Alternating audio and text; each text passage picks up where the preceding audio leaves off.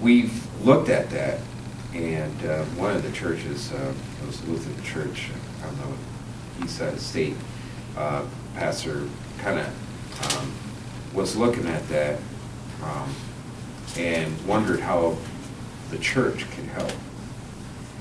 And so we got the idea of that, and we decided to form a nonprofit that could work with all churches, because it couldn't be just one church, because of course they have their structures and everything. And in the military we have service members of all different faiths. And so having that centralized spiritual organization that can help churches educate them on the culture of the military, because the military has a whole bunch of different cultures in it, including the culture in itself. And so knowing what to do, what not to ask, there's a series of questions that we do talk about not asking when they're coming home and they're suffering from the symptoms emotionally and psychologically. Did you say you're taught not to ask? Is Yeah. that, see, I've been around enough that that doesn't come through to me. Once it gets to me, it goes through, oh, we're supposed to ask. No. There's a lot more things that you do than you can't do. But we say that because although it's narrow in scope, there's few things that probably wouldn't be the best.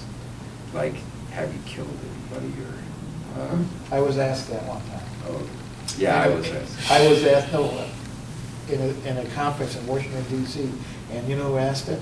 Colonel Blitz. Whoa. And I had to sit there, and I was on the spot, I was on a chair, and I said, well, I don't remember, but, you know, I mean, I was in support, so I wasn't in active combat. But today's Army and that's being deployed, it's different. The support has been contracted out to civilians. And everybody, whether you're a cook or a plumber, or pick up a gun, whatever, you're doing combat duty. You're doing patrols. You're doing all of those things that we didn't have to do in Vietnam because we had a large enough, we had a draft, we had a large enough army. We did it. Nowadays they subcontract all of the cooking, all of that other stuff is being done. Laundry is being done by civilians that they're paying. So, but all the, you know, so you're not necessarily trained in a combat role, but you have to pick that up. Now, I was in the Seabees, so we were trained to fight. I was in Lejeune, and we did other combat drills and stuff like that, landing exercises and all those things too. But basically, we were in support, you know. And when you're on deployment, sometimes the units that you were deployed with were under combat situations. But for the most part, you had sustained support units and active combat units that went into the field and engaged the enemy.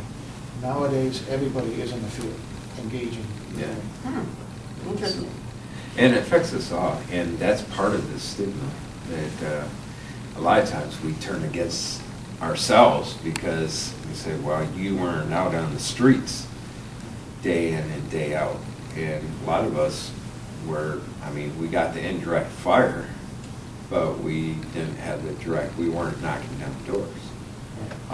But what I see a lot of times, it can be more stressful not being able to respond and going after those people that just shot one of your people. We're running out of time, but I got this quick, is there any accuracy to the, I read an article on PTSD, a soldier coming home from combat to Walter Reed Hospital, where there was a lot of attention given to the physical injuries. The soldier that was with him, that watched him, his body get injured, was not physically wounded, goes directly home. The one that goes home has more PTSD than the one that has the physical. yeah. And Does that make sense? yeah, it does. When we, a lot of times go home, a lot of us don't want to report anything that we're having issues because we may be held back. We want to return to our families. So a lot doesn't get spotted, or unless you actually have a physical injury. And then they see it, they treat you, but all the others are driven, or unless they say something. You don't see the mental. Yeah.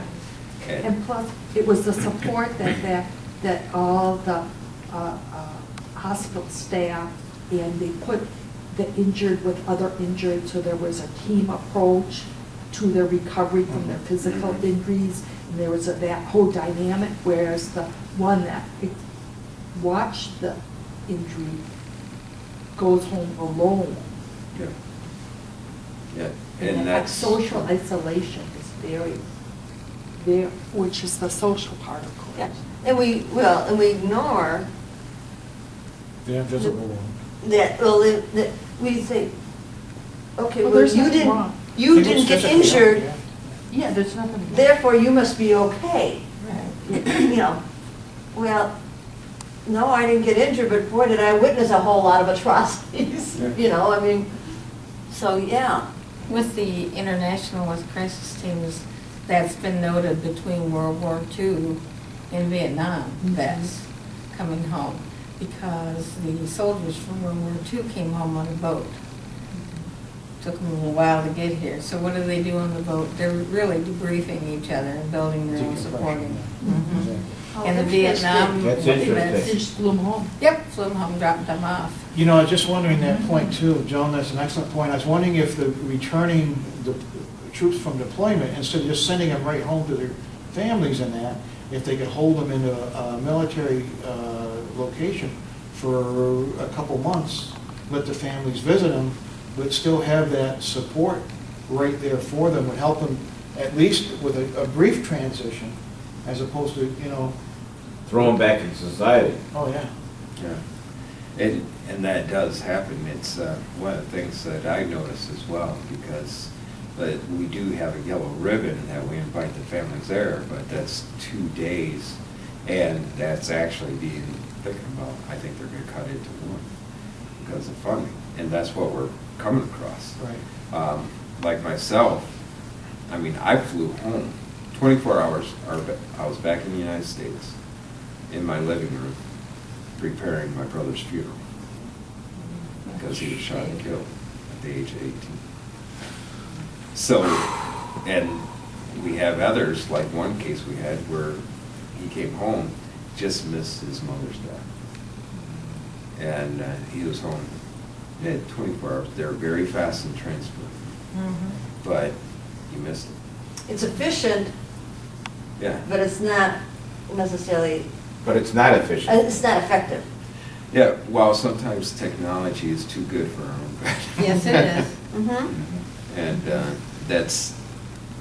it's just something that we have to deal with, but also we need to be aware that those types of feelings and that aloneness, because I was alone, that, okay, what if I'm not taking this right?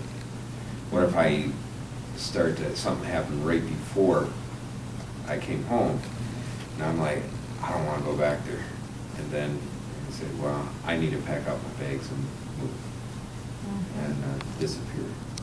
So those types of things can happen with. I remember one of our guys was wounded, and they were shipping him home really, not with the battalion, he was just taking a medical flight home. And before he got on the flight, we found out his wife was going to meet him at the airport with divorce papers. Ooh. Talk about a double, you know. Well, now there's sensitivity. Yeah, there's a But real. that's happened. Yeah, It's Yeah. happening 13 more. hours earlier, he's in Vietnam in a combat situation, at a hospital, and he's being flown home, and his wife's going to meet him on the tarmac with divorce papers. Yeah, and we're seeing a lot of the comments is, spouse will say, well, you're just not the same person, or the person Right, I felt right. about. Which, and truthfully factor, they're not. No, but neither are the spouse. Yeah. Right, neither is she. But that, trying to understand that, if we can Right. understand that we're different, all of us are different by our experiences, Right. then, and having that mentorship there as a couple. And if you look at those. And you go back to spirituality. Yeah, statistically, just to kind of wrap this up into where the Veterans Task Force comes in, as we know that the emotional, those tenants are the biggest factors in health.